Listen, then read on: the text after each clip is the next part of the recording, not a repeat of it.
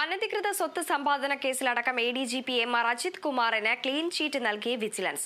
കവടിയാറിലെ ആഡംബര വീട് നിർമ്മാണം, കുറുവൻകോണത്തെ ഫ്ളാറ്റ് വിൽപ്പന, മലപ്പുറം SP-യുടെ ക്യാമ്പ് ഓഫീസിലെ മരമുറി എന്നീ ആരോപണങ്ങളിലും ADGPക്കെതിരെ തെളിവില്ലെന്ന കണ്ടെത്തൽ.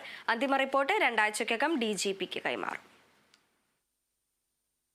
ADGP MR Ajith കുമാറിനെതിരെ PV Anwar MLA ഉയർത്തിവിട്ട വിവാദ പരാതികളിലാണ് വിജിലൻസ് അന്വേഷണം നടത്തിയത്. MR അജിത് കുമാറിന്റെ കവടിയാറിലെ ആഡംബര വീട് നിർമ്മാണം, കുറവൻകോണത്തെ ഫ്ളാറ്റ് വിൽപ്പന, മലപ്പുറം SP-യുടെ ക്യാമ്പ് ഓഫീസിലെ മരമുറി എന്നീ ആരോപണങ്ങളിലായിരുന്നു അന്വേഷണം. 3 മാസത്തെ അന്വേഷണത്തിനൊടുവിൽ ADGPക്ക് അനുകൂലമായ കണ്ടെത്തലുകളാണ് പുറത്തുവരുന്നത്.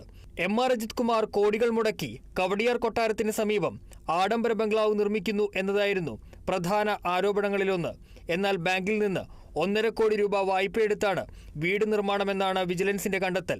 നിർമ്മാണം സർക്കാരിനെ അറിയിച്ചിട്ടുണ്ടെന്നും സ്വത്ത് വിവര പട്ടികയിൽ ഉൾപ്പെടുത്തിയിട്ടുണ്ടെന്നും വിജിലൻസ് റിപ്പോർട്ടിൽ പറയുന്നു. കുറവൻകോണത്തെ ഫ്ളാറ്റ് തിരിമറിയിലും അഴിമതിയില്ലെന്നാണ് വിജിലൻസ് കണ്ടെത്തൽ. 2013-ൽ 37 ലക്ഷം രൂപയ്ക്ക് വാങ്ങിയ ഫ്ളാറ്റ് 3 വർഷത്തിനു ശേഷം വിൽക്കുമ്പോൾ മൂല്യവർധന വീടിന്റെ വിലയിലുണ്ടായെന്നാണ് വിജിലൻസിന്റെ വിലയിരുത്തൽ.